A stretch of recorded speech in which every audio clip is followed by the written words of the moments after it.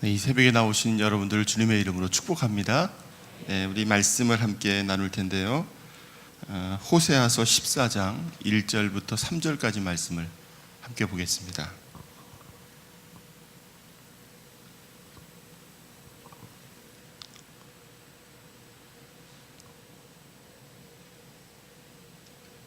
네, 우리 함께 한 목소리로 봉독하겠습니다.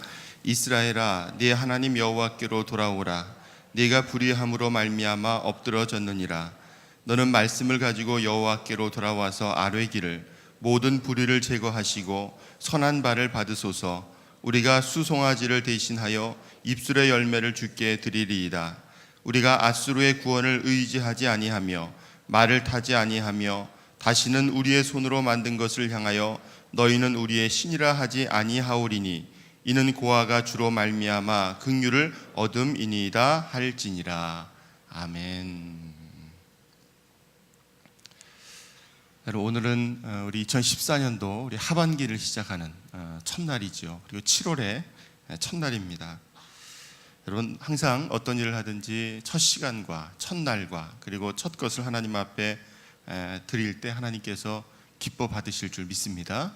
이 새벽에 주님 앞에 나와 기도로 시작하는 여러분들에게 먼저 하나님께 주시는 특별한 은혜가 있는 그러한 복된 시간 되시기를 주님의 이름으로 축복합니다. 성경에 보면 돌아온다라고 하는 말씀이 여러 군데에서 나오고 있습니다. 다시 돌아온다. 그것을 우리가 보통 회개 또는 회복이라고 하는 단어로 우리가 이해할 때가 많죠. 성경에 보면 다시 돌아오는 사건이 여러 번 등장을 합니다. 우리가 아는 것처럼 이스라엘 민족이 이제 430년 만에 애굽을 떠나서 다시금 가나안 땅으로 돌아오는 사건이 있었죠. 그리고 바벨론의 포로 생활을 끝내고 예루살렘으로 다시 돌아오는 사건도 성경에 나옵니다. 그리고 성경에 다시 돌아오고 회복되는 중요한 사건이 몇 가지가 나오는데 오늘 저는 두 가지 정도를 먼저 생각해 보려고 합니다. 그 하나는 오늘 우리가 읽은 말씀에 나오는 바로 호세아에게 다시 돌아왔던 고멜에 대한 이야기, 그리고 아버지의 품을 떠났다가 다시 돌아왔던 탕자의 이야기. 여러분 다 아시는 이야기죠. 이 고멜이라고 하는 여인은 호세아의 아내였습니다. 그는 남편의 품을 떠나서 세상을 향해서 끊임없이 나아갔고 남편이 그를 다시 데리고 오면 또 집을 나가고 그런 일이 반복이 됐던 여인이었습니다.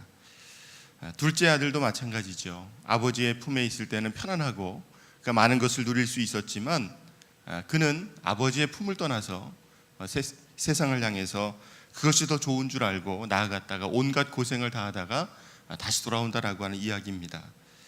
그런 사람이 있을까? 편안함을 떠나서 그 어렵고 그 환난과 고통을 스스로 맞이할 수 있는 사람이 있을까? 근데 가만히 생각하면 그 모습이 바로 우리의 모습이라는 겁니다.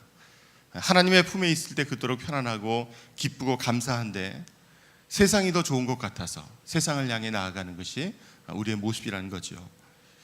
여러분, 오늘 이 고멜과 또 탕자 이야기에 나오는 이 둘째 아들은 몇 가지 공통점이 있습니다. 첫 번째 공통점은 누가 나가라고 해서 나간 것이 아니라 자기 발로 걸어 나갔다라고 하는 겁니다. 고멜도 그렇고 탕자도 역시 이제 스스로 세상을 향해서 선택하고 나아갔던 그런 것을 말씀을 통해서 봅니다. 또 두 번째 공통점은 집을 나간 이후로는 이들에게 좋은 일이 있었던 것이 아니라 고통과 고난의 시간들이 기다리고 있었다라고 하는 사실입니다. 집을 나가면 좋을 줄 알았죠. 집을 나가면 이제 간섭받지 않고 내 마음대로 살 수 있어서 편안할 줄 알았는데 이들에게는 어려움과 고난의 순간들이 기다리고 있었습니다. 세 번째 공통점은 이 고멜과 탕자는 둘 다 기다리고 있는 사람이 있었다라고 하는 사실입니다. 고멜은 남편이었던 호세아가 그를 기다리고 있었고 둘째 아들에게는 사랑하는 아버지가 하루도 빼놓지 않고 이제 집 앞에 나가서 그 아들이 돌아오기를 기다리고 있었던 그 사건이 성경에 등장을 합니다. 네 번째 공통점은 이 고멜과 이 탕자는 결국 둘 다 용서함을 받았다라고 하는 사실입니다. 여러분, 용서라고 하는 것은 과거를 들추어내는 것이 아닙니다. 여러분 우리가 뭐 부부 싸움도 그렇고 누군가와 말다툼을 할 때에도 항상 말다툼을 하는 것 중에 제일 중요한 게 뭐냐 하면 예전에 있었던 일들을 자꾸 들춰내는 겁니다. 무슨 일만 있으면 10년 전에 있었던 일, 20년 전에 있었던 일들을 자꾸 들춰내는 거죠. 들춰내는 것은 용서하는 것이 아닙니다. 용서하는 것은 때때로 그것을 이제 덮어줄 수 있고 때로는 용납할 수 있는 것이 바로 용서지, 그것을 들추어내는 것은 심판하는 것이지 용서하는 것이 아닙니다. 다섯째 두 사람의 공통점은 바로 세상의 믿음의 사람들의 모습을 드러내고 있다라고 하는 사실입니다. 남편의 곁을 그렇게 계속 떠나는데 그 남편이 계속 가출을 하는 거죠. 한 번도 아니고 여러 번 가출을 하는데 그렇게 계속 쫓아가서 그 아내를 다시 데리고 올 남편이 있을까? 그 아들이 아버지의 재산을 가지고 다 떠나서 그 재산을 다 탕진하고 돌아오는데 그 아들을 기다릴 아버지가 있을까? 여러분, 하나님께서 우리를 향한 모습이 바로 이러한 모습입니다. 우리가 끊임없이 죄를 짓고 세상이 좋다고 세상을 향하여 나아가는데 우리를 기다리시고 우리를 맞아주시고 또 우리를 이제 사랑으로 기다리시는 분이 바로 좋으신 우리 아버지 되신 하나님이다라고 하는 것을 우리가 기억해야 할 줄 믿습니다.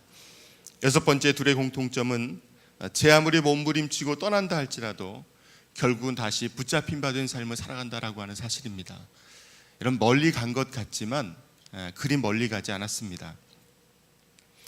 여러분, 그런 게 있잖아요. 이렇게 우리가 어디를 멀리 떠났다고 생각하는데 가면서 그 길을 떠나면서 내가 지금 가고 있는 길이 잘못된 길이구나, 그렇게 깨달을 때가 있습니다.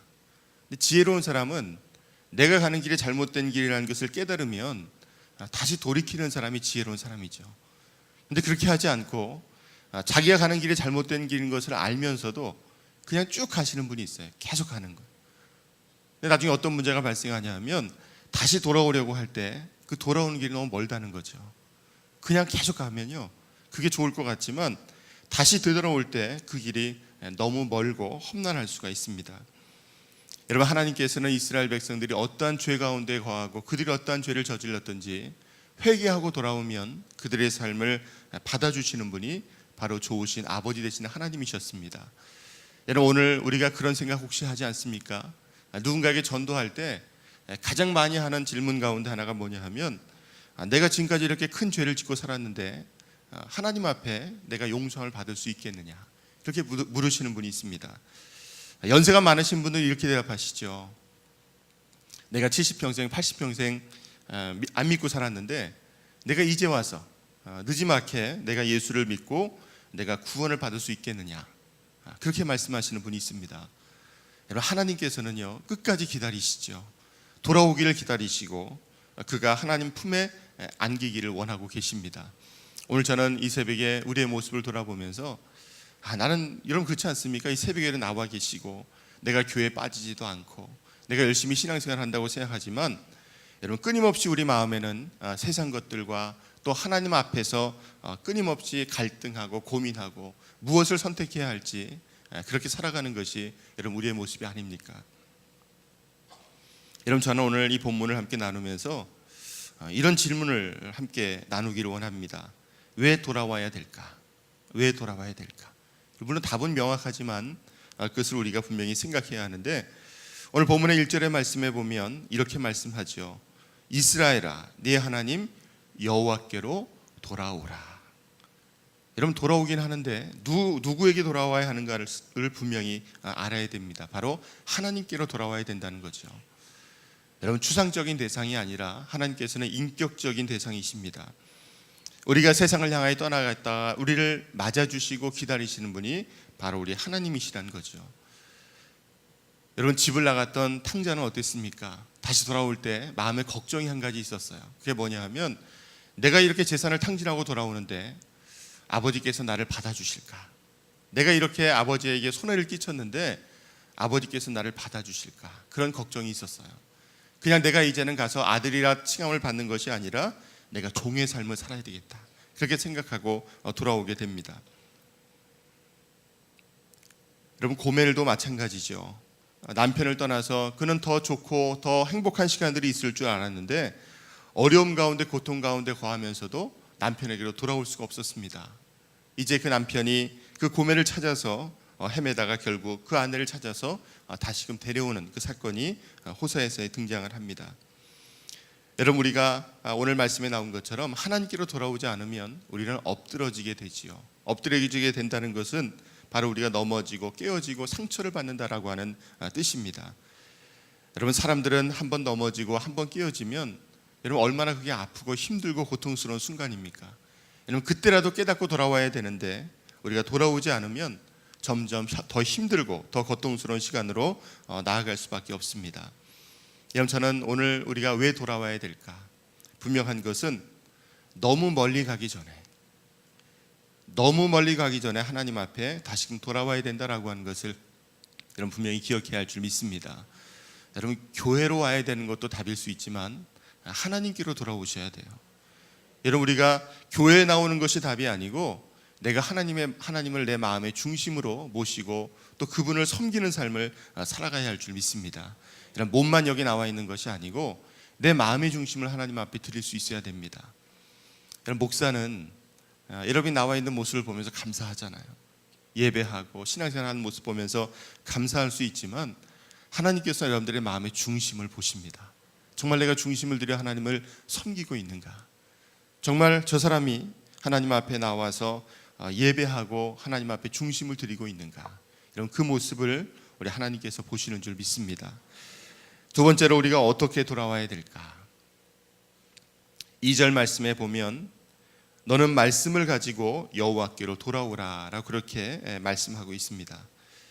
여러분, 우리가 세상에서 선과 악을 이야기할 때 보통 그렇게 이야기하잖아요. 선은 착하게 사는 게 선이고 악은 누군가에게 해를 끼치는 게 악이다. 선과 악은 서로 반대다라고 이야기하는데 여러분, 명확합니다. 하나님께로 돌아오는 것이 선이고 하나님을 떠나는 것이 악입니다. 여러분, 빛의 근원으로부터 멀어질수록 어두울 수밖에 없어요. 여러분, 분명한 것은 하나님께서는 하나님께로 가까이 나아오면 그에게 평강과 기쁨이 넘쳐날 수 있도록 사람을 만들어 놓으셨습니다. 여러분, 세상 사람들은 그걸 잘 모릅니다. 그래서 세상 사람들은 자기가 왜 불편한지 잘 몰라요. 왜 마음이 힘들고 왜 곤고하고 왜 힘들고 왜 그 문제가 해결되지 않는지 이유를 잘 모릅니다. 답은 하나인데 바로 하나님께로 돌아오는 것이 평강의 길인 줄 믿습니다. 우린 그걸 알잖아요. 세상을 향해 나아가면 그게 편안한 것 같지만 여러분, 마음이 곤고해집니다. 힘들어지고 괴로워지고 내가 왜 힘든지를 알지 못해서 다른 것으로 채워보려고 하는데 여러분, 채워지지가 않습니다. 우리는 오로지 말씀을 통해서 또 하나님께서 나와 함께 하실 때 우리의 마음 가운데 평강의 복이 임하게 될 줄 믿습니다. 예레미야 4장 1절에 보면 이렇게 말씀하지요. 이스라엘아, 네가 돌아오려거든 내게로 돌아올지니라. 그렇게 하나님께서 말씀하고 계십니다. 여러분, 저는 여러분들이 분명히 주님을 바라보고 또 주님을 내 마음의 중심을 들여서 섬길 수 있는 그러한 여러분들의 삶이 되시기를 축원합니다. 여러분, 1년의 반이 지났는데 지금까지 내가 어떻게 살아왔든지 내 신앙의 모습이 어땠든지 여러분, 저는 지금부터가 중요하다고 생각을 합니다. 하나님 앞에 여러분 2014년을 시작하면서 여러 가지 결심을 많이 하셨죠. 송구영신 예배 드리면서 새해를 시작하면서 여러 가지 결심들을 많이 하셨을 겁니다. 근데 분명한 것은 지금 내가 어떤 모습으로 있고 내가 앞으로 남겨진 시간들을 어떻게 하나님 앞에 드릴 수 있을까? 여러분, 하나님 앞에 여러분의 마음의 중심을 드리십시오. 여러분의 옆에 있는 사람, 가장 가까이 있는 사람도 여러분의 마음의 중심을 볼 수 없지만 하나님께서는 여러분들의 마음의 중심을 받으실 줄 믿습니다. 여러분, 말씀을 가지고 돌아온다라고 하는 것이 무슨 뜻이겠습니까? 그것은 바로 하나님 앞에 고백과 기도를 드린다라고 하는 뜻입니다. 2절 말씀에 보면 우리가 수송아지를 대신하여 입술의 열매를 주께 드리리이다. 그렇게 이야기를 합니다. 여러분, 수송아지는 어찌 보면 형식적인 모습, 겉으로 드러나는 모습일 수 있습니다. 그러나 오늘 이제 분명히 이야기하죠. 입술의 열매를 가지고 하나님께 나오라. 여러분, 입술의 열매는 우리 하나님 앞에 드리는 고백과 또 우리의 마음의 중심을 들여 드리는 기도입니다. 여러분, 내 마음을 들여 드리는 기도는 하나님께서 받으시죠. 여러분, 누구를 만나든지 같이 이야기를 나눠보면요, 알 수 있는 것 중에 하나가 정말 저 사람이 진심으로 이야기하고 있는지 그냥 겉으로 이야기하고 있는지를 금방 알 수 있습니다. 여러분, 어린 아이들도요, 어른들이 이렇게 안아주고 이렇게 사랑해 주는 것 같지만 아이들도 안답니다. 정말 저 사람이 나를 사랑하는지 아니면 그냥 형식적으로 하는지 아이들도 안돼요. 여러분, 하나님께서는 우리가 정말 입술의 열매를 가지고 하나님 앞에 통회하는 기도하면서 또 하나님 앞에 나오기를 원하고 계신다라고 하는 것을 기억하시는 우리 새벽 시간이 되시기를 축복합니다. 요한일서 1장 9절에 보면 만일 우리가 우리의 죄를 자백하면 그는 미쁘시고 의로우사 우리 죄를 사하시며 우리를 모든 불의에서 깨끗하게 하실 것이다. 여러분, 우리가 고백하고 또 하나님 앞에 내려놓고 통회하는 마음으로 나오면 하나님께서 우리의 죄를 사해 주실 줄 믿습니다. 여러분, 그 누구도 죄의 문제를 스스로 해결할 수 있는 사람은 아무도 없습니다. 아무리 뛰어난 사람, 아무리 능력 있는 사람이라 할지라도 자신의 죄의 문제를 해결할 수 있는 사람은 아무도 없는 줄 믿습니다. 오로지 하나님께 나올 때만 우리의 죄를 용납하시고 용서하시고 사하시는, 깨끗하게 하시는 그 주님 앞에 나올 때만 우리의 죄가 사해지는 줄 믿습니다. 두 번째로는 신앙을 바로 정립하라, 신앙을 바로 세우라 라고 오늘 말씀하고 있죠. 여러분, 3절 말씀에 보면 우리가 앗수르의 구원을 의지하지 아니하며 우리의 손으로 만든 것을 향하여 너희는 우리의 신이라 하지 아니하오리니. 여러분, 하나님을 믿는 사람들도 하나님의 백성들도 이렇게 실수하고 죄를 저지를 때가 있습니다. 여러분, 모세가 이스라엘 백성들을 하나님 명령대로 이끌고 광야로 나와왔을 때 사건이 있었죠. 그 유명한 금송아지 사건입니다. 모세가 40일 동안 호렙산에 올라가서 하나님을 대면하고 올 때 백성들이 기다리다가 못 기다려서 그들이 우리를 인도해낸 신을 만들어내라. 그래서 만든 게 뭐냐 하면 금부치를 모아서 만든 금송아지 상이었습니다. 나중에 모세가 와서 책망을 하죠. 왜 이리 하였느냐라고 이야기했더니 그 변명하는 게 참 가관입니다. 뭐라고 변명을 하냐면 우리가 만든 것이 아니고 금부치를 모아서 불에다 집어넣었더니 그 불 속에서 금송아지가 돼서 그게 튀어나왔다. 그렇게 거짓말을 합니다. 적당히 거짓말을 하면 어느 정도 이해가 될 수 있는데, 여러분, 이해가 되십니까? 금부치를 모아가지고 이렇게 불 속에 던지니까 금송아지가 돼서 튀어나왔다는 거예요. 여러분, 사람들은 때때로 조그만 어려움이 다가오나 힘든 일이 다가오면 자꾸 뭘 찾아요. 눈에 보이는 걸 찾고 손에 잡히는 걸 찾고 뭔가 들려주는 걸 찾고, 그래서 이상한 데를 찾아가죠. 이런 점치는 사람들이 얘기하잖아요. 점치러 온 사람들 중에 교회 다니는 사람들이 많대요. 그래서 왜 그러냐고 물어보니까 기도해도 잘 음성이 안 들리는 것 같아서 점치러 가면 얘기를 해준다는 거예요. 얘기를. 그래서 점치러 온다는 거예요. 확실하게 얘기를 해줘서 뭔가 들려주니까 거기로 온다는 겁니다. 여러분, 사람들은 끊임없이 어떤 유혹을 갖냐 하면 보이지 않는 하나님 대신에 뭔가 보이는 것을 원하고요. 때때로 나에게 분명하게 음성을 들려주지 않는 것 같으면 뭔가 내 귀에 분명하게 들려줄 수 있는, 음성을 들려줄 수 있는 것을 찾습니다. 그래서 세상을 향해 나아가고 우리의 손으로 무엇인가 만들어 놓고 그것을 신이라고 이야기를 하지요. 여러분, 저는 오늘 우리의 믿음의 모습을 돌아보기를 원합니다. 나는 저때 그런 적 없어. 나는 점치러 간 적도 없고 내가 신앙적으로 잘못 산 적도 없어. 여러분, 그렇게 생각할지 모르겠지만 내가 하나님 이외에 다른 것을 의지하거나 또 신뢰한 것이 있다면 여러분, 그것이 우리에게 우상이 될 수가 있습니다. 내가 하나님 앞에 나와 믿음으로 기도하고 또 하나님의 뜻을 신뢰하고 또 하나님 앞에 바른 믿음의 모습으로 나아가야 하는데, 여러분, 우리가 그렇지 못할 때가 너무도 많다는 거죠. 제가 시골에서 목회할 때 한 집사님의 이야기를 들은 적이 있습니다. 그분이 신앙생활을 열심히 하다가 여러분, 시골에서는 바쁘지 않습니까? 농번기가 되면 바쁘죠. 그래서 제가 보니까 농촌에 있는 분들은요, 시간이 정해져 있는 게 아니고 해가 뜰 때쯤 되면 나가서 일을 합니다. 시골 교회는 종을 치잖아요. 미리 예배 시간 전에 종을 칩니다. 그럼 이제 사람들이 예배를 드리러 이렇게 교회로 오는데, 너무 바빠서, 농사일이 너무 바빠서 어느 날 주일날 예배를 드리지 않고 일을 하러 갔대요. 일을 하러 갔는데 그 종소리를 들으면서 마음에 찔리는 거예요.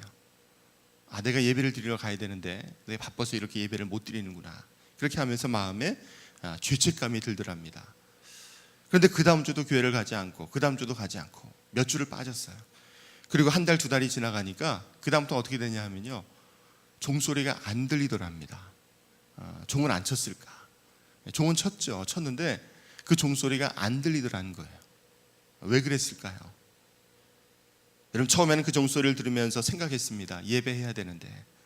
시간이 지나면서 본인 마음 가운데 죄책감이 점점 그냥 그렇고 그런 것으로 지나가다가 종을 치는 것조차도 들리지 않을 만큼 그 마음 가운데 믿음의 모습이 사라졌다라고 하는 사실입니다.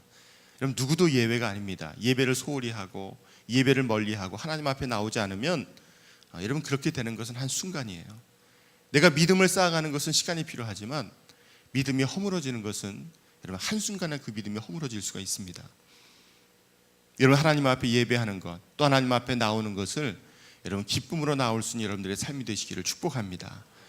여러분, 금요일 날 기도해도, 주일 저녁 예배도, 또 새벽 예배도 여러분, 얼마나 힘듭니까? 내가 세상에서 일하고 열심히 하다가 너무 피곤한데 저녁 시간에 교회 나가는 게 얼마나 힘들어요. 여러분, 나올 때까지는 힘들지만 이 자리에 나와서 함께 예배하면 하나님께 주신 은혜가 있지 않습니까? 여러분, 저는 이제 오늘 7월 1일이고 우리가 하반기를 시작을 하는데 여러분, 새롭게 결심하시기를 바랍니다. 내가 하나님 앞에 예배하는 일을 소홀하게 하지 아니하리라. 내가 하나님 앞에 예배하는 것을 누구보다 열심히 최선을 다해서 하나님을 섬기고 또 하나님 앞에 예배하는 것을 기뻐하는 삶을 살아가리라. 여러분, 하나님을 기뻐하는 삶을 살아가십시오. 하나님께서 여러분들의 삶 가운데 기쁨이 넘쳐나는 삶을 살아갈 수 있도록 인도해 주실 줄 믿습니다. 여러분, 결론은 분명합니다. 우리가 세상 살아가면서 하나님을 멀리 떠날 수 있을 것 같지만 여러분, 그렇지 않아요. 하나님께서 항상 여러분들을 기다리시고 여러분들을 붙잡아 주기를 원하시고 여러분들과 동행하기를 원하십니다. 우리는 끊임없이 하나님을 뿌리셨다고 생각하지만 하나님께서는 우리를 끊임없이 기다리시고 우리의 손을 잡아주기를 원하세요. 우리가 놓지 않는다면 하나님께서 우리의 손을 놓으시는 법이 없습니다. 여러분, 우리 인생에 터닝 포인트가 필요하잖아요. 살면서 언젠가는 그 삶을 돌이켜야 될 때가 있다면 저는 바로 지금 이 순간이 바로 돌이켜야 되는 순간인 줄 믿습니다.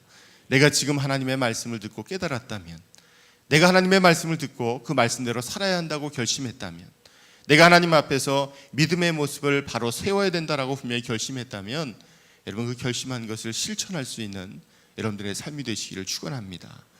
여러분, 새벽에 나오는 거 힘들죠. 목사도 힘듭니다. 목사도 새벽에 일어나면요, 쉬운 게 아니라 힘들어요. 그렇지만 그 새벽을 깨우며 나오면 여러분, 얼마나 하나님께서 여러분들에게 주시는 기쁨이 있습니까? 여러분, 금요일날 저녁에 나오는데 힘들죠. 몸이, 육신이 힘들지 않습니까? 그렇지만 이 자리에 나와서 함께 기도하면 하나님께서 여러분들에게 부어주시는 특별한 은혜가 있는 줄 믿습니다. 여러분, 오늘 내 마음 가운데 결단하고 내가 세상을 향해 나아가기보다 하나님을 향해 나아가는 것이 하나님 기뻐하시는 삶이다라고 하는 결심과 결단이 있다면, 그리고 그 마음을 하나님께 주셨다면 여러분, 그 마음을 실천하고 고백하고 또 그 말씀대로 살아나갈 수 있는 여러분들의 삶이 되시기를 축복합니다. 하나님께 도와주실 거고요, 하나님께서 여러분들의 손을 붙잡아 주실 거고 승리할 수 있도록 인도해 주실 줄 믿습니다. 오늘 이 말씀을 우리가 함께 나누면서 내가 정말로 내 죄를 인정하고 회개하고 다시는 죄의 길로 가지 않겠다고 결단했다면 여러분, 그 길을 이제 다시금 돌이키는 것이 우리의 모습이 되어야 할 줄 믿습니다. 내가 몇 년을 예수를 믿었느냐가 중요한 게 아닙니다. 내가 50년을 예수 믿고 40년을 예수 믿고 여러분, 그 오래 믿었어도 그게 중요한 게 아니에요. 내 마음이 어떤지가 중요하죠. 한 집사님이 저한테 그렇게 말씀하신 적이 있어요. 저희 교회 집사님은 아니고요, 다른 교회 집사님이신데 그렇게 말씀을 하세요. 우리 교회 어떤 장로님이 계신데 그 장로님을 자기가 전도를 했대요. 안 믿는 분이셨는데 본인이 전도를 해서 그분이 장로님이 되셨다는 거예요. 근데 그거를 너무 자랑스럽게 이야기를 하시는 거예요. 제가 속으로 어떤 마음이 들었냐면, 아니, 전도하신 분이 장로님이 될 때까지 집사님은 뭐 하고 계셨는지 그 마음이 들었어요. 그렇잖아요. 안 믿는 사람을 전도해서 그분이 정말 20년 30년 지나면서 신앙생활이 정말 자라서 그분이 장로님이 되시고 교회에서 기둥과 같은 일꾼으로 쓰임 받으시는데, 그분을 전도하셨던 집사님은 왜 지금까지 집사님이신지, 그때도 집사님이셨는데 지금도 집사님이시래요. 그러니까 너무 자랑스럽게 얘기를 하셔서 제가 좀 당황스러웠던 적이 있습니다. 여러분, 믿음은 자라가야 하고요, 믿음은 변해야 됩니다. 하나님 앞에 날마다 이제 바뀌고 달라져야 됩니다. 10년 뒤와 10년 전과 20년 전이 똑같은 믿음이 아니고요, 내가 하나님 앞에 날마다 가까이 나아가는 믿음이 되어야 할 줄 믿습니다. 내가 한번 하나님을 믿기로 결심했으면 다른 길로 가지 않고 그 하나님을 온전히 하나님 앞에 가는 그 순간까지 변치 않고 섬길 수 있는 여러분들의 삶이 되실 수 있기를 축복합니다. 이제 7월을 시작하면서 2014년의 하반기를 시작하면서 내 믿음의 모습을 다시금 돌아보고 나는 어떤 모습인가, 내 삶의 모습은 어떠한가 라고 하는 것을 다시금 돌아보면서 새롭게 결단하고 또 하나님 앞에 더 신실한 모습으로 설 수 있는 여러분들의 삶이 다 되실 수 있기를 주님의 이름으로 축원합니다.